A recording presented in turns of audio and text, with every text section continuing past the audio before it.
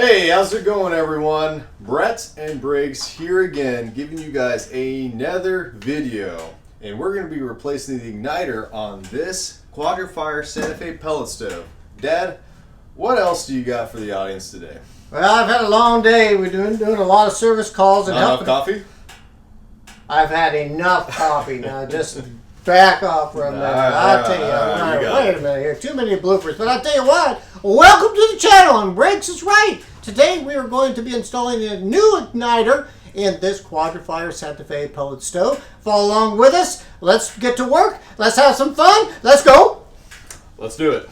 Okay, friends. This is the plug to the stove. Unplug, unplug, and one more time, unplug your stove prior to doing any maintenance, any type of repair. And if you feel uncomfortable doing any repairs on the stove, call your local service provider.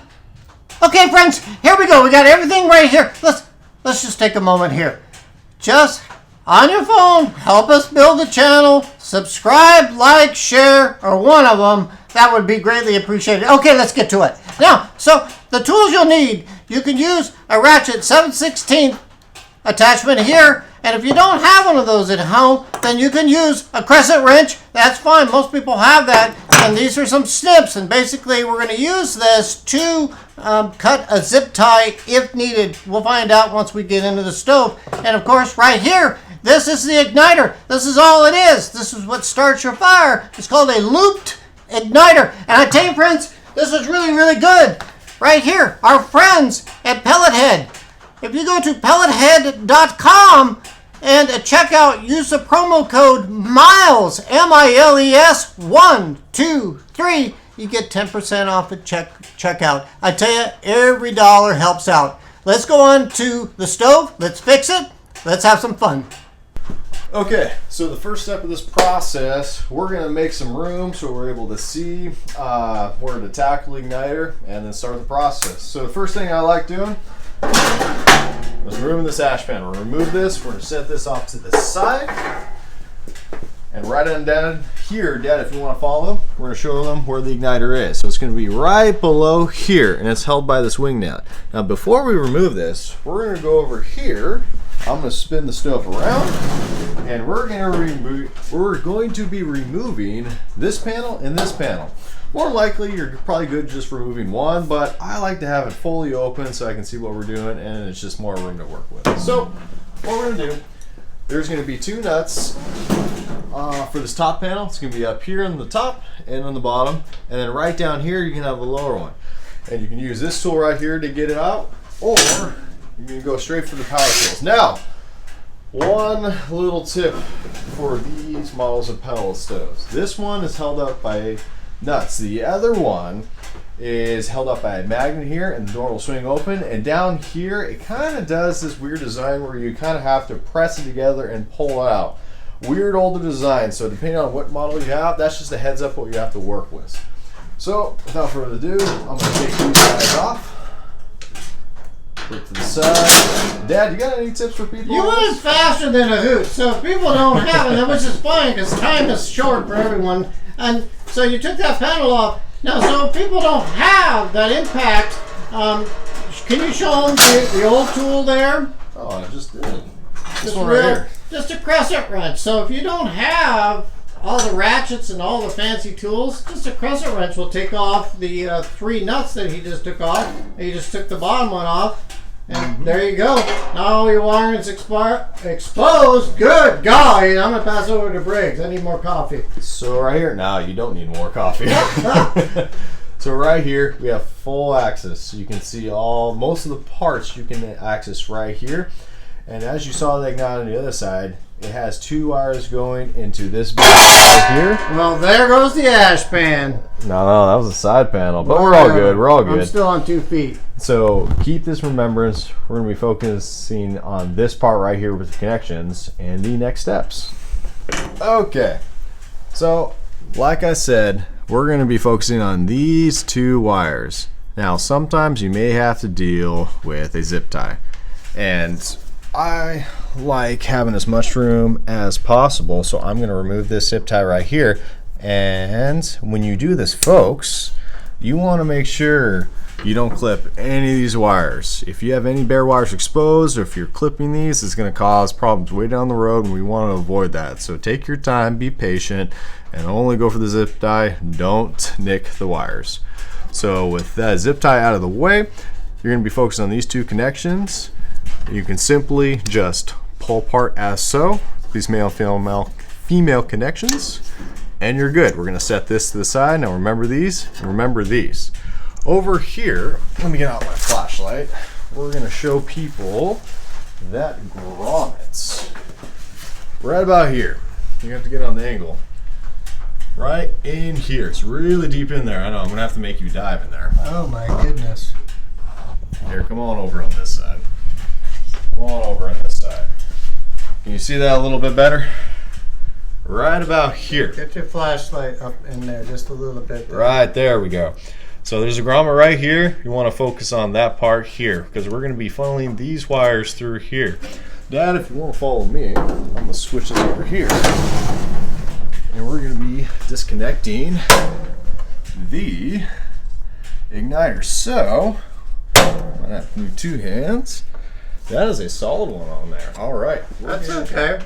Some of these wing nuts, they just bake on there. And you can take any type of tool, crescent wrench, pliers, anything, just to basically break this up a little bit. Oh yeah.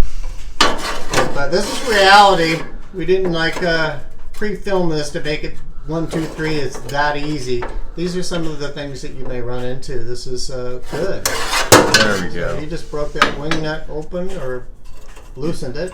Yeah, sometimes you got to get a little creative. Many tools you can do that, but once you kind of break that first part, you are good to go. You can slide this out as so. Once we let your hand, there it is. And there you go. All right, so we're going to be funneling these wires through that grommet. And this might take a little creativity, especially with all the different years of this certain model. That grommet could be in a few different places, but more than likely it'll be either on this side, maybe in the back, just depends. And also depends if you have a cast steel, but either way you will have to do some wire funneling. So I like to keep one hand on the igniter over here on one side and then take the other hand on the other. And we'll do one wire at a time. So that one wire is just going through the red grommet. Yep. Just pull it through. Great. And then we'll go for the other one. And simply put, there you go, your old igniter. Okay, and then we're going to work backwards, folks. So we're going to take our new igniter here, and we're going to go on the other side, start on the left side, my left side, and we're going to refunnel it back through. Taking one at a time. One wire at a time through the red grommet.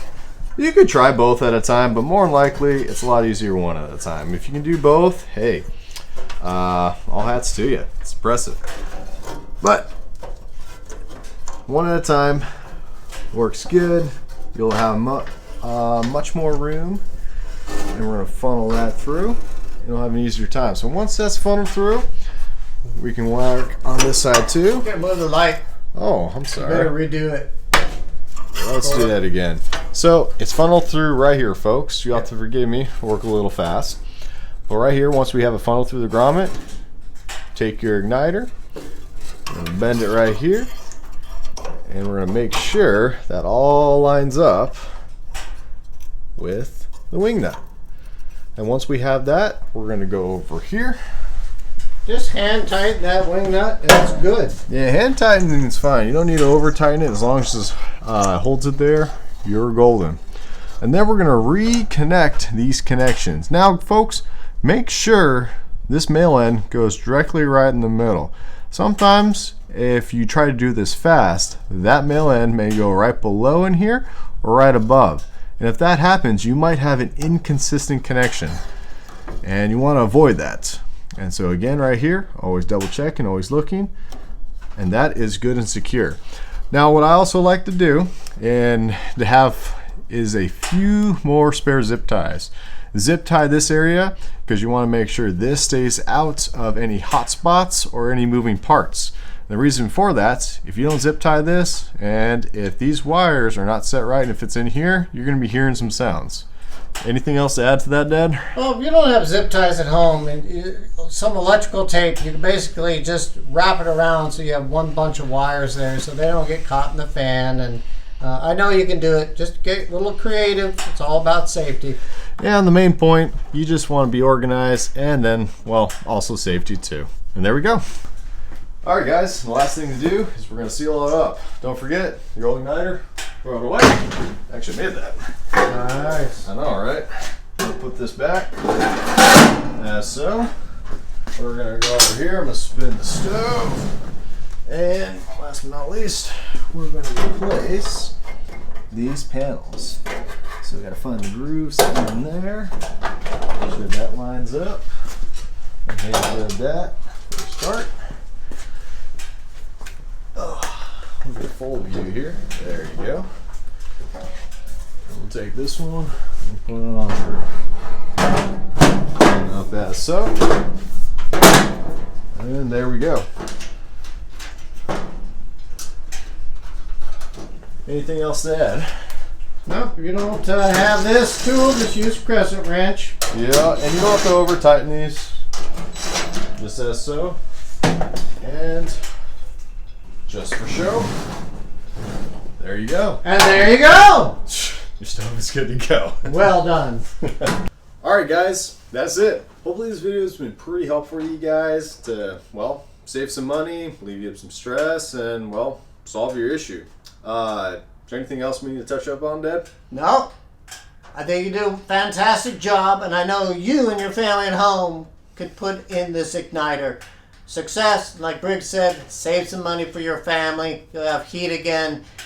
Let us know in the comments if you would like to see other brands, other models of stoves, and we will do our best to present them to you and your family. And as always, thank you for tuning in, and we'll see you on the next video. Thank you guys.